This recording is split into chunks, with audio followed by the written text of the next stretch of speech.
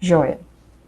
Então, essa é a nona aula do curso de Ciência e Visualização de Dados em Saúde, do primeiro semestre de 2020.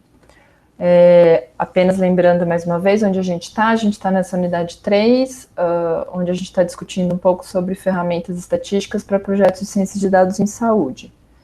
Recapitulando rapidamente o que a gente viu na última aula, né? A gente parou para discutir um pouco sobre variabilidades que nós podemos enxergar nos dados, ou que a gente deveria considerar que elas podem estar presentes para fins de análise, certo? Então, para eventualmente a gente fazer alguma limpeza de dados, para a gente eventualmente tirar algum erro sistemático que a gente conseguiu detectar de alguma maneira, ou para a gente desconfiar de coisas como, olha, isso parece um erro grosseiro, deixa eu ver lá se é mesmo e vou tirar, ou não, não é um erro grosseiro na verdade, é simplesmente um evento raro, né, e que, portanto, deveria ficar.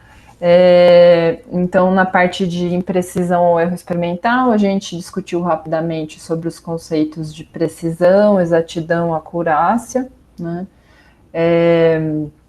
essa era uma figura que tinha faltado, essa figura do lado esquerdo inferior, é uma figura que tinha faltado nos slides da última aula, que eu acabei adicionando nos próprios slides da última aula, que foram compartilhados com vocês, que é uma maneira que eu julgo interessante de mostrar essa questão o que é a precisão, né? Então, a precisão ela vai afetar aí a dispersão dos dados, a largura dessa gaussiana, dessa distribuição, né?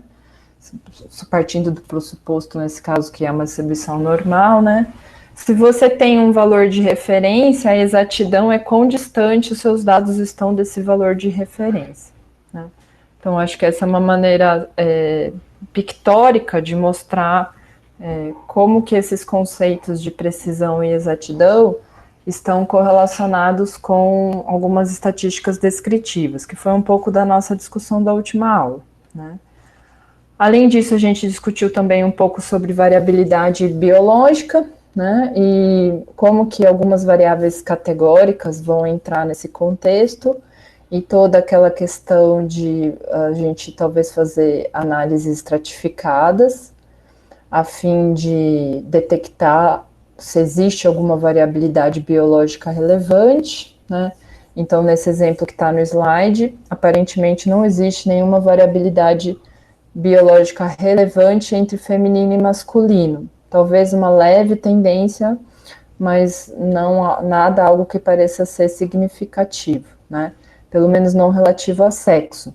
Talvez relativo à idade, relativo à dieta, relativo a onde essa pessoa nasceu, a etnia dela, talvez haja, né? Então, as análises estratificadas, elas ajudam a gente a identificar ou não variabilidades biológicas. E a questão dos erros, que podem ser de fato erros ou podem ser, na verdade, informação interessante, né? Então, no próprio caso do colesterol aí, a gente tem aquilo que são chamadas as dislipidemias, que são doenças raras, e que se você quiser estudar isso, você, na verdade, vai ter que focar nos outliers, né? Então, a gente vai ter uma conversa com um especialista nessa área de outliers, na próxima quinta-feira. Fiquem sintonizados, ok? Eu finalizei a última aula com essa reflexão. Então, olha, a gente tem as estatísticas descritivas, elas podem ajudar a gente a intuir uma série de coisas, mas elas não são uma panaceia, elas não é só a partir delas que você conseguiria ter uma boa intuição do que está acontecendo com os dados.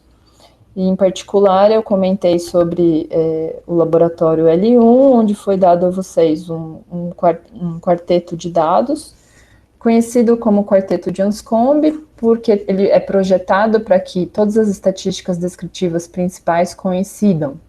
As médias são coincidentes, o coeficiente de regressão é coincidente, né? Tudo é coincidente, mas quando você olha para esses dados de maneira gráfica, você percebe que eles não têm nada em comum, são fenômenos totalmente diferentes. Então, só para chamar um pouco a atenção dessa parte do título da disciplina que se refere à visualização de dados, né? O quanto que isso é relevante, ok? E a gente poderia até fazer comentários relativos ao que a gente está vivendo hoje, né? Então, tem muitos que... quem aqui está tendo como novo hábito de quarentena todo dia dar uma entrada lá no dashboard, no painel do John Hopkins ou do estado de São Paulo para olhar os mapas, etc. Alguém está com esse hábito doentio aí? Deixa eu ver os comentários aqui. Aí, ó, o Daniel falou o Wellington tá olhando do Ministério da Saúde, né? Então, é interessante como esses painéis, e eles se multiplicaram, né? O do estado de São Paulo tá meio bugado, tá, gente? Mas eles se multiplicaram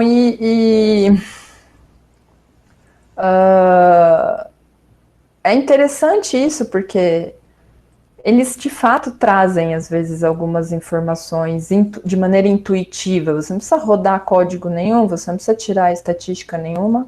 Você só de olhar aquela figura, você intui alguma coisa. Ou vocês devem ter visto notícias do estado de São Paulo, no final de semana, falando como que a Covid ela está se desenvolvendo próximo às estradas, nas cidades que são próximas às estradas, né? Enfim, isso são coisas que a gente vai ver na unidade específica de visualização de dados, mas que eu já gostaria de antecipar um pouco na linha daquele manifesto que a Anscombe faz já logo na entrada do artigo dele, que é falar, olha, a gente tem esse sistema visual nosso, que é uma boa parte da nossa inteligência e que ele ajuda a gente a ter uma certa intuição, né? Então, nem tudo são cálculos numéricos, eventualmente até para a gente escolher qual modelo ou qual cálculo numérico a gente vai usar, talvez fosse interessante a gente, de fato, explorar visualmente esses dados, né? Então, assim, em resumo, esse foi um pouco o que a gente discutiu na última aula, ok? Vamos começar esta aula já com uma atividade. Então, mais uma vez, eu peço para vocês puxarem aí uma folha de caderno, anotarem o número das questões aí. Ao final da aula eu abro o questionário e vocês tiram uma foto ou colocam o link do que vocês fizeram nessa atividade como uma maneira da gente atestar aí a frequência de vocês. A aula está sendo gravada mais uma vez, então, eventualmente, quem não estiver aqui presente, em 2 dias a gente publica o vídeo e a pessoa teria a oportunidade de fazer isso também, tá? Então, a primeira atividade hoje é pedir para vocês refletirem sobre algo muito simples, tá? Então, uma nova cirurgia está sendo testada, ok? 100 pacientes foram operados, 6 morreram. Qual a probabilidade de morrer com essa cirurgia? Então, gostaria que vocês refletissem um pouco sobre isso. Se está faltando informação, que tipo de informação vocês precisam, se é fácil responder isso. Vou dar aí 1 minutinho para vocês refletirem um pouco sobre isso. Bom, o que eu quero chamar a atenção aqui é o seguinte, no fundo, quando a gente faz esse tipo de pergunta, o que a gente está querendo é tirar uma conclusão sobre a população. Então, o que é a população? A população é aquele conjunto de elementos que representam o seu todo, aquele conjunto de elementos que é pertinente ao seu problema. Que, em tese, você nunca vai conseguir acessar a população inteira. Certo? A não ser que você esteja querendo estudar o efeito da falta de gravidade naqueles que foram até a Lua. É um conjunto tão pequeno de indivíduos que talvez você consiga acessar toda a população, né? São os astronautas que estiveram na Lua. Então, é fácil de testar toda a população e você chegar a uma proporção que é real no sentido de que é a proporção da população, o true value, certo? O valor verdadeiro. Mas, em geral, a gente não tem acesso a esse valor verdadeiro, a gente tem acesso a uma amostra, né? E você vai avaliar a amostra, só que se você está fazendo isso, principalmente na área da saúde, é porque você quer tirar conclusões para toda a população, ou seja, você quer generalizar, você quer testar no pequeno e generalizar para o grande, ok? Então, perguntas que surgem nesse caso específico que eu apresentei para vocês, uma primeira pergunta muito importante é essa, assim, os pacientes que passaram pela cirurgia, certo? Eles são uma amostra representativa da população candidata a essa cirurgia, né? Então, desvio de septo, sei lá, vou corrigir isso. Será que os 100 que eu testei, 90% eram pessoas acima dos 70 anos e 10% eram jovens entre 20 e 40, e aí morreram 6? Será que se for essa amostragem que eu tirei da população, será que dizer que a taxa de mortalidade é de 6% tá ok? Né? Então, essa é a importância de, em primeiro lugar, você ter uma amostra representativa da população. Então, toda vez que você estiver trabalhando com esse tipo de proporção, ou toda vez que você estiver num experimento, e veja, de novo, né, para nós, cientistas dos dados, o experimento não é ir lá para a bancada, o experimento não é ir para a rua, não é ir para dentro de uma sala de cirurgia, etc. Para nós, o experimento é algum recorte que a gente faz nos dados e alguma análise. Então, isso para nós é um experimento, ok? Então, se você tem lá uma montanha de dados e você quer fazer um experimento, primeiro de tudo você vai fazer um recorte. Você vai escolher essa amostra que você quer realizar o seu experimento. Então, eventualmente, você tem que aplicar algum processo onde você vai garantir que a sua amostra ela está bem equilibrada, né? Então, eventualmente, quando você vai comparar, por exemplo, dois grupos, né? Vou dar o exemplo aqui de algo que está acontecendo no nosso grupo, né? Então, a gente quer ver o efeito das ondas de calor nos exames de colesterol. Então, a gente tem poucas ondas de calor. As ondas de calor, elas são eventos raros, ainda bem, ok? Então, a gente tem muitos menos dias de ondas de calor do que dias fora de onda de calor. Então, eu já tenho um grupo menor de indivíduos que foram fazer exame nos dias de onda de calor. Mas será que eu pego todos para fazer o meu teste? Ou será que eu tento equilibrar e fazer com que essa amostra seja uma amostra parecida com a do grupão, né? Que é do maior número de amostras que eu tenho. Então, é bastante importante você ter essa amostra representativa. A outra questão é, será que existe algum outro fator que poderia influenciar a morte desses pacientes? Vai mais na linha do que a Júlia comentou, né? Será que o hospital já tem um alto índice de infecção hospitalar e por isso que as pessoas morreram, né? Morreu-se mais lá, né?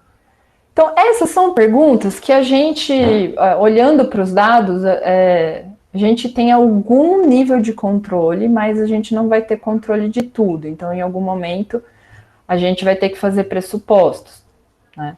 Então, um pressuposto que eu faria, se eu só estou querendo calcular essa porcentagem aqui, ok, então eu vou pressupor que a amostragem que foi feita, ela é representativa e que não havia nenhum outro fator relevante afetando. Mas ainda assim, supondo que eu partisse desses pressupostos, ainda assim eu poderia dizer que é 6% da população?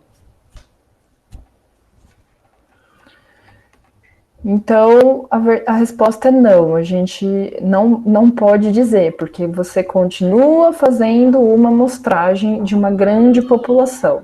Então, mesmo que você tenha coletado uma amostra que é representativa, e mesmo que você tenha garantido que não tem outros fatores, ainda assim você pode pegar algum viés, certo?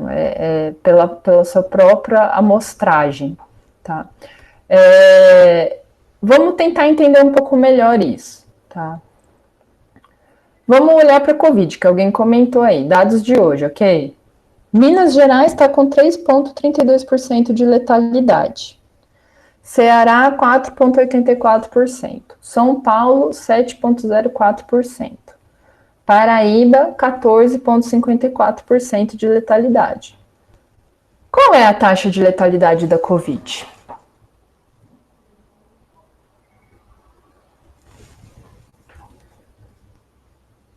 Então, aqui é a hora que a gente começa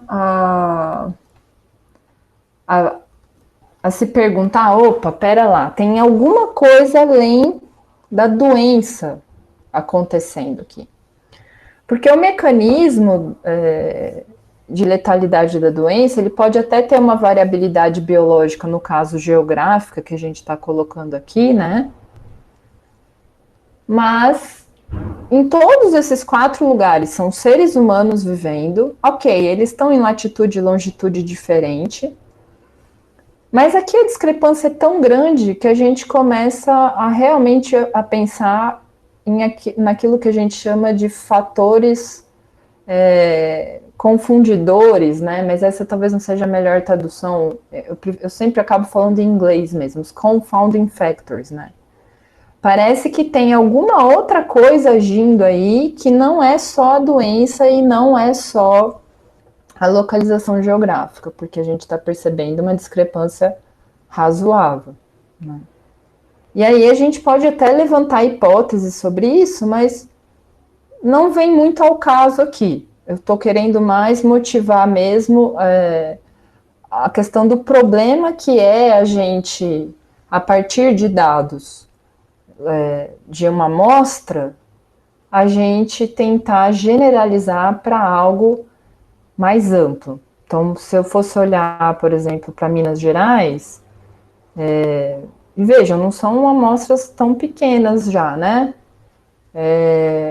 Talvez eu falasse que a taxa de letalidade é uma. Se eu fosse olhar só para Paraíba, eu talvez falasse que é outra, né? Se eu tivesse só os dados da Paraíba. Poxa, mas então como é que funciona isso, né? Como que o pessoal da saúde de fato chega em alguns valores que servem inclusive como guias de protocolos? Esses números da Covid, por exemplo, estão sendo usados diariamente para estimar o que vai ser feito daqui a 2 semanas. Se eu tenho que construir 1.000 ou 2.000 leitos adicionais, certo? Então, como que isso acontece, né? A estatística nos dá ferramentas para isso, né? Então, o que a gente está falando, na verdade, é um pouco sobre intervalo de confiança, tá?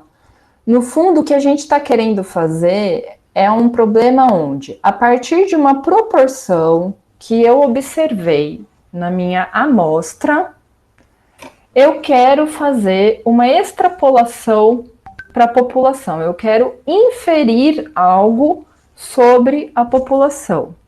Tá?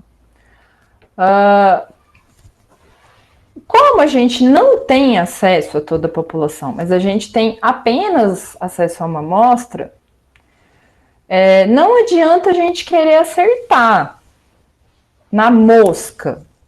O melhor que a gente vai conseguir fazer é propor uma faixa de valores. Olha, então se eu fosse olhar para esses dados aqui da Covid e eu quisesse fazer um trabalho bem porco, se o presidente chegasse para mim e fosse assim, Paula, mas afinal de contas, qual é a taxa de letalidade da Covid?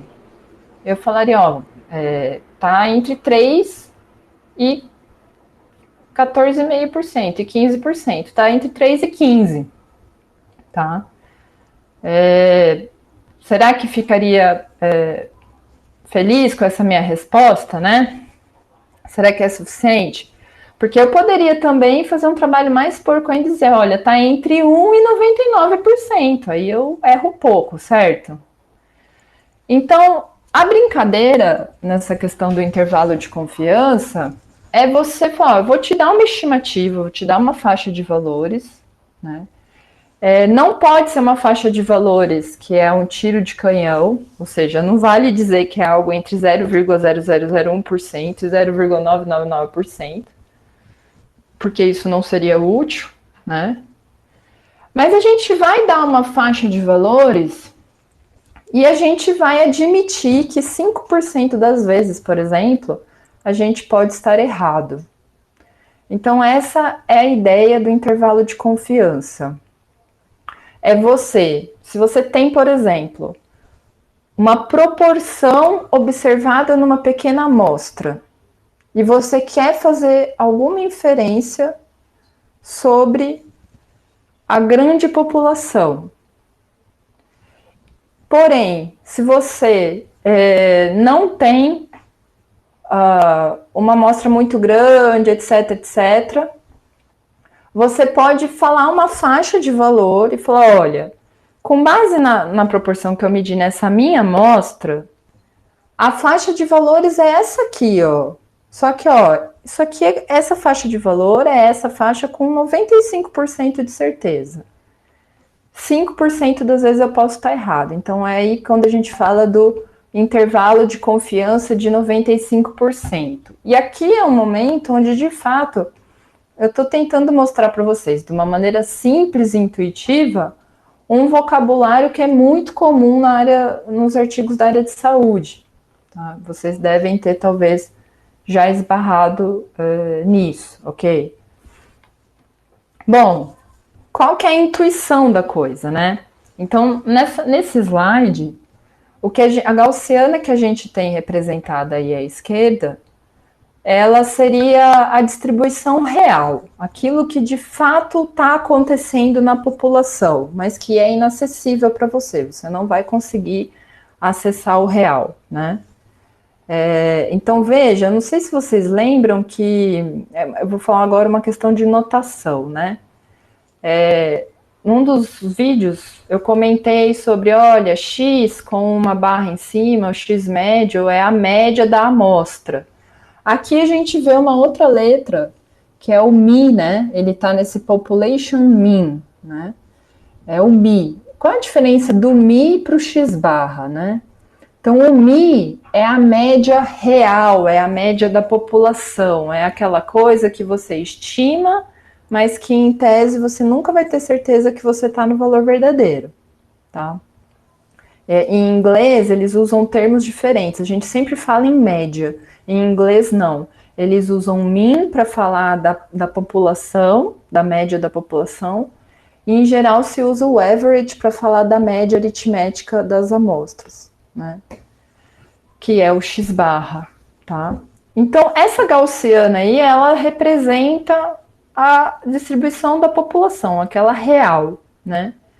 E esse oval vermelho aí, ele está mostrando o experimento que você fez. Então, você fez um experimento onde você amostrou ali, você fez o seu melhor, mas não necessariamente você tem a garantia de que você fez a amostragem melhor possível, né? Então, você fez uma amostragem e você obteve isso que está dentro do vermelho. E aí, será que se a gente tivesse que falar uma faixa de valores aí com base nessa proporção, se a gente quisesse fazer, a gente teria que estabelecer uma faixa que ela, 95% das vezes, ela pegaria todas essas outras faixas que estão sendo representadas por outras possíveis amostragens, que não foi feita por você, mas que poderiam ter sido feitas, né?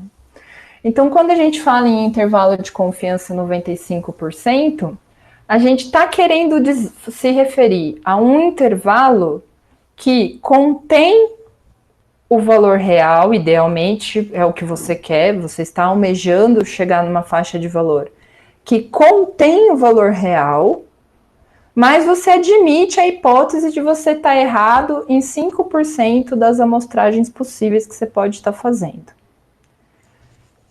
E aí, é uma hora mais difícil de, poxa, mas como que você chega nesse valor, né?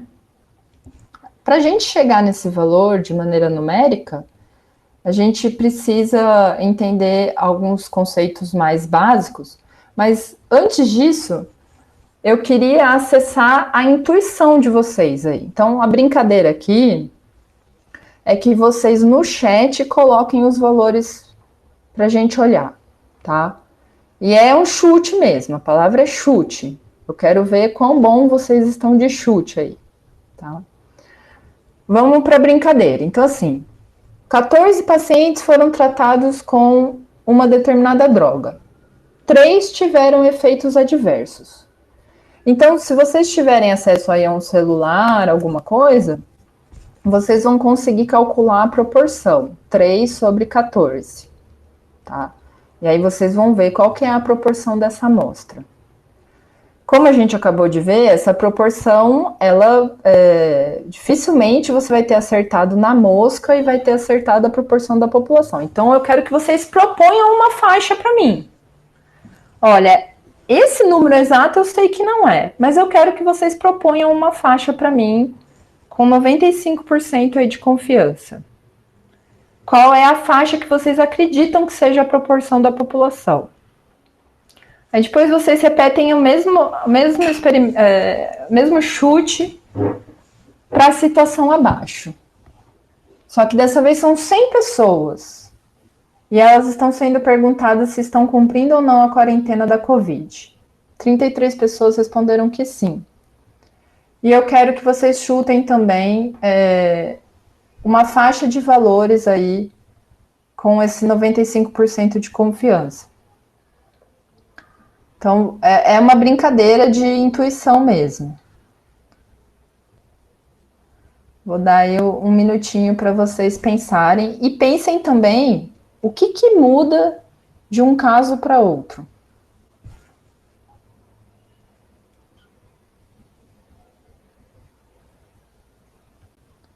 Então, eu testei 3 pacientes tiveram efeitos adversos em 14.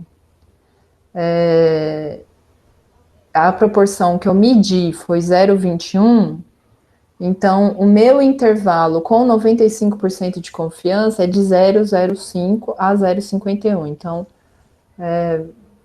95% das vezes que eu fizer uma amostragem da minha população, eu vou ter certeza que isso tá nisso daí, mas pode ter uns 5% aí de chance de erro, tá? No segundo, o que vocês percebem? Que a faixa, ela é mais fechada em torno da proporção ou ela é mais aberta em torno da proporção que vocês encontraram? Vocês conseguiram observar isso intuitivamente? Podem responder no chat se quiserem. A segunda faixa, ela aparenta estar mais fechada ou mais aberta? Ah, isso assume uma distribuição normal? Boa pergunta. Sim, vai assumir uma distribuição binomial, na verdade, né? Mas já eu vou falar um pouco sobre isso. Então, Guilherme respondeu fechada, Tainá mais fechada, né? E aí a pergunta é: a segunda aparenta mais fechada, a amostra é maior. Legal, então a Daniela puxou o link aí. Então, vocês carregam essa intuição de que se a minha amostra é maior, eu vou conseguir dar uma estimativa de faixa um pouco melhor? Então, isso tem que ser uma intuição que a gente carrega, certo? Quanto maior a minha amostra, com mais confiança eu vou conseguir fechar a minha faixa de valores, né? Então, essa é uma intuição bem simples que a gente deveria carregar. Então, esse é um bom senso que a gente tem que carregar, assim, né? Que a questão do tamanho da amostra, ele é importante também, tá? Bom, da onde que sai isso, né? Então, o Died estava perguntando, mas a gente está pressupondo uma distribuição normal? Então, no fundo, sim, só que tudo isso sai, na verdade, daquilo que a gente chama do ensaio de Bernoulli, que acaba gerando as distribuições binomiais, ok? Então, veja, gente, isso aqui são conceitos que eu estou muito mais preocupada, realmente, em vocês desenvolverem a intuição do que vocês profundamente entenderem de onde saiu as coisas. Muitas vezes o pessoal na área da saúde usa tabelas.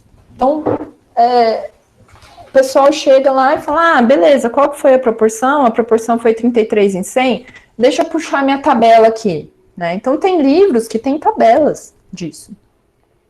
Você olha lá, bom, 33 em 100, bota aí, o intervalo de confiança é de 0,24 a 0,41. Tá? Nós que estamos aprendendo aqui a mexer com ferramentas computacionais, a gente não vai usar tabelas. E aí eu vou dar um switch aqui na tela. Para isso eu vou ter que parar de apresentar um pouquinho para abrir outra janela. A gente vai usar ferramentas computacionais, ok? Então eu vou mostrar rapidamente aqui, vou tentar mostrar ao vivo, que sempre dá errado para mim, mas no mínimo vocês vão entender a lógica.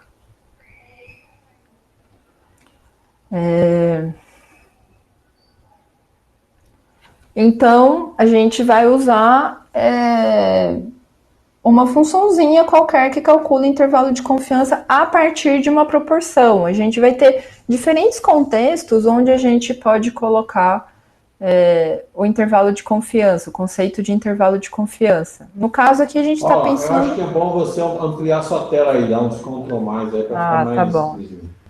Legal, bacana. Tá. Então, aqui, por exemplo, então eu estou no Google Colab, eu estou usando Python, ok? Mas poderia estar usando o R também vai ter lá as funções dele. Poderia estar usando o SAS, poderia estar usando qualquer outra coisa. Estou usando essa biblioteca aqui, Stats Models do Python. O que é essa biblioteca? Vamos olhar aqui. Bom, Stats Models é um módulo do Python que provê uma série de classes e funções para a estimativa de diferentes modelos estatísticos, assim como para a condução de testes estatísticos e exploração estatística de dados. Então, poxa, mas como é que brinca disso? É difícil? Não, não tem nada de difícil. Ele, inclusive, já tem aqui uma série de modelos com exemplos, né? Coisas bem sofisticadas já, inclusive.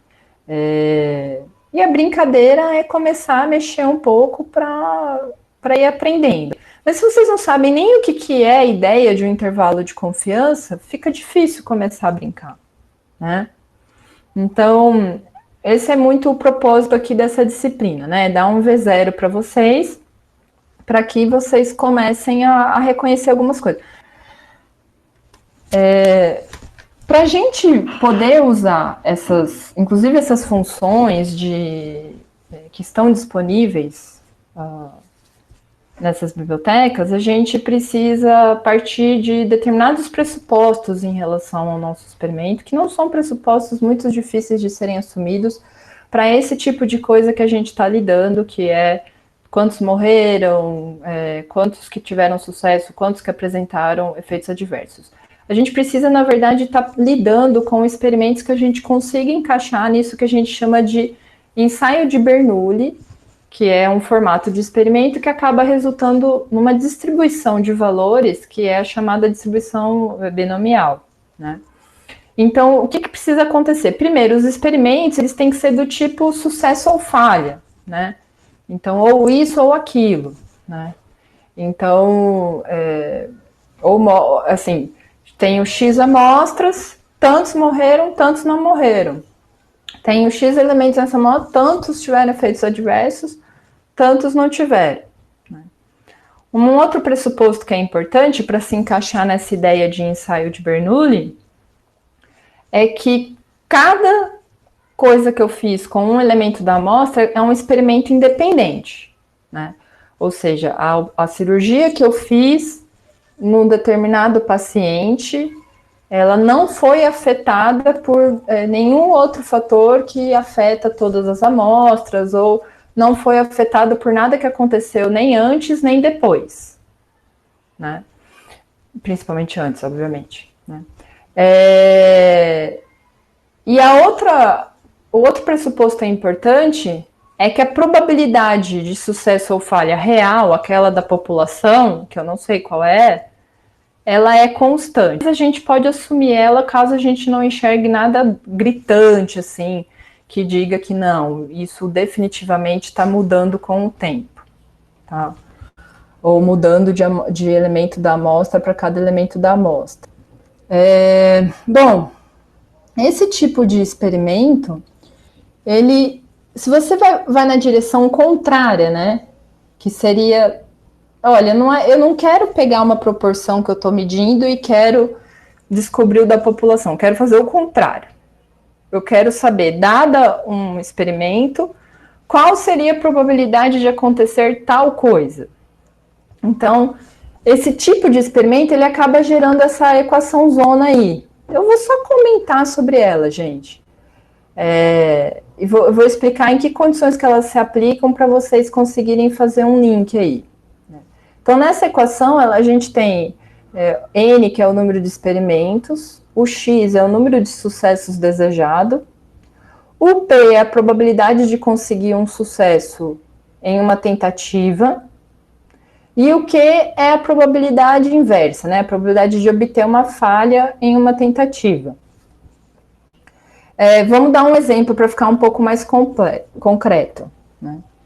Então, vamos supor que o que eu estou dizendo lá, que é sucesso ou falha, seja jogar uma moeda. É o exemplo mais clássico que o pessoal da estatística usa, certo? Então, eu tenho uma moeda, eu jogo a moeda. Esse é meu experimento, a minha tentativa. Ou ela vai dar cara, ou ela vai dar coroa, certo? Eu posso dizer que quando ela dá cara é o sucesso, né? Então, se eu quisesse, por exemplo, nesse experimento, falar assim, qual é a probabilidade de eu conseguir 6 caras após jogar uma moeda 10 vezes? Então, se vocês fossem fazer isso na unha, gente, o que vocês fariam?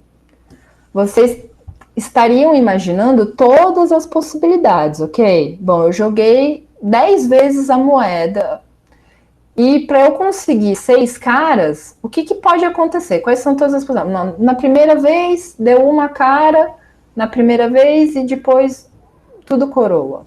Na segunda vez, 2 caras e o resto coroa. Bom, se você tentaria imaginar todas as combinações possíveis, ok? E você extrairia dessas combinações possíveis o número de vezes que deu 6 caras e a sua probabilidade seria essa aí. Você conseguiria tirar. Bom, então desse montão de possibilidades, tantas vezes eu consigo obter a tal das 6 caras. Então a probabilidade é esse número de vezes versus o tantão de possibilidades. Se vocês fizerem isso para diferentes combinações, vocês acabam chegando nessa fórmula. Lá vocês acham fácil N vídeos na internet aí que chegam nessa fórmula. É a equação da distribuição binomial, tá? Então, quem que é o N aí nesse caso? Bom, o N é o número de experimentos. Quantas vezes eu estou jogando a moeda? 10 vezes. Então, N é igual a 10. O X é o número de sucessos que eu quero. Então, eu quero 6 caras. Então, X igual a 6. Qual é a probabilidade de sucesso de conseguir uma cara? É meio, é 50%. Logo, a probabilidade de falha também é 50%, 1 menos P. Então, se vocês jogarem esses números na equação, vocês vão chegar na probabilidade, tá? Quando a gente está fazendo essa pergunta aqui, ó, de como tirar conclusões sobre uma população a partir de uma amostra, a gente está indo na direção inversa. É o contrário que a gente quer fazer. A gente não está partindo do nosso conhecimento da população para descobrir a proporção. A gente está querendo fazer o inverso, tá?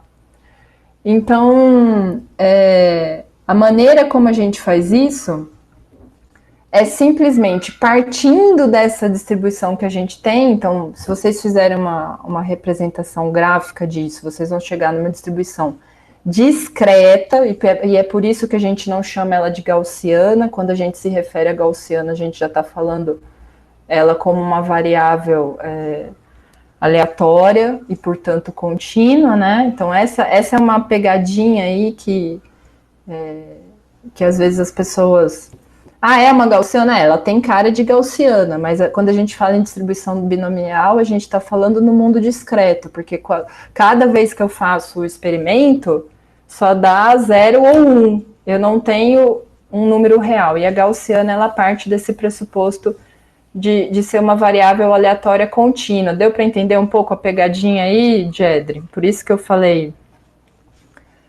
Sim. Né? Então, o que a Daniela está falando aqui? Fica a dica para a próxima, ela deveria muito ser eletiva para a graduação. Ah, legal, bacana. Eu espero que isso seja um elogio, Daniele, porque eu fico super preocupada de explicar esses conceitos, assim. Mas, enfim, de novo, eu estou tentando passar uma intuição para vocês, ok? Se a gente plotar essa fórmula, se vocês fizerem esse X variando e o N variando também, vocês vão ter essa distribuição, ok? E você fazer a pergunta a partir de uma proporção, qual que é a população que se encaixa aqui com o intervalo de confiança, ela envolve ir no caminho inverso, e, portanto, a matemática é um pouco mais complicada. Mas, de novo, a matemática é um pouquinho complicada? É sim. Se vocês forem começar a assistir os vídeos lá, vocês vão ficar aí uma boa tarde estudando, remoendo, em dúvida, aí na manhã seguinte vocês vão ter que ler de novo, tarará, a não ser que você já esteja super aquecido, tá? Mas assim, não é tão trivial, ok? Mas isso não deveria ser um motivo de preocupação. Por que não deveria ser motivo de preocupação? Porque o que eu quero que vocês entendam de fato é o que é esse conceito de intervalo de confiança. E eu acho que isso aqui é muito importante. É vocês entenderem que a gente nunca vai estar acessando a população real, que a gente sempre está fazendo uma amostragem, e que quando a gente faz essa amostragem, a gente está fazendo uma amostragem dentre várias possíveis, e a única coisa que a gente quer é dar uma estimativa razoável, que não vai ser a verdadeira, a verdade universal, mas que ela vai ser útil. Essa é a grande mensagem. Ela vai ser útil. Poxa, Paula, como é que eu faço isso? Fica tranquilo, tem tabela, as tabelas são finitas, tem software, tem biblioteca feita por gente que só estuda estatística a vida inteira e que eles fizeram lá uma função que você vai lá, vai buscar ela, vai olhar o help, mas você já vai saber o que é intervalo de confiança, tá? Então, essa aqui é a mensagem principal. Então, note, nessa aula, a gente já começou a falar de inferência estatística, mas de uma inferência estatística muito particular, mas é particular, ela é simples comparada com outras inferências estatísticas existentes, né, mais sofisticadas em outros problemas, mas para a área de saúde, super relevante. Por quê? Porque em área de saúde é muito comum esse tipo de experimento, onde tantos morrem e tantos não morrem, tantos têm efeito adverso e tantos não têm efeito adverso. Então, esse é um arcabouço conceitual que é bastante relevante de vocês terem.